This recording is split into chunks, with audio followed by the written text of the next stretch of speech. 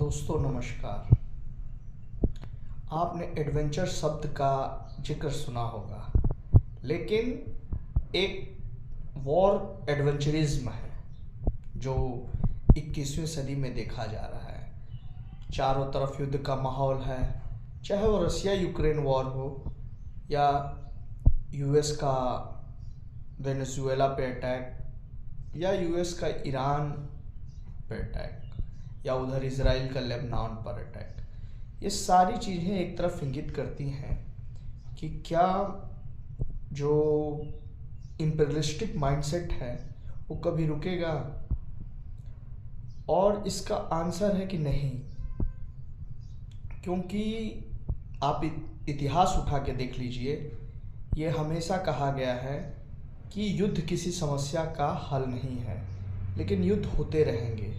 और इस कॉन्टेक्स्ट में हाराकी मुराकामी ने भी कहा है कि there is no war that can end all war. और जब आप पॉलिटिक्स के उसमें जाएंगे, in the theory of realism, तो उसमें भी यही दिखाया गया है कि हर नेशन अपना सेल्फ इंटरेस्ट देखता है, नेशनल इंटरेस्ट देखता है, नेशनल सिक्योरिटी देखता है।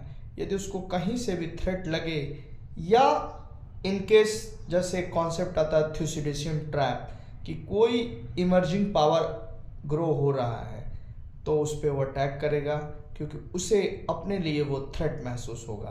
तो ये सारी चीज़ें ऐसी हैं कि जो हमेशा एक चीज़ को इंगित करती हैं कि हर समय वॉर एडवेंचरिज्म रहेगा, क्योंकि जिसके पास शक्ति है ना, उसके अंदर एक कुलबुलाहट रहेगी। वो अपनी शक्ति का प्रदर्शन करना चाहेगा, अपनी सीमाएं बढ़ाना चाहेगा या दूसरों के संसाधनों पे कब्जा करना चाहेगा। जब वो दूसरों के संसाधनों पे कब्जा करेगा, तभी तो वो अपने अर्थव्यवस्थाओं को गति देगा, और ये हमेशा चलता रहेगा।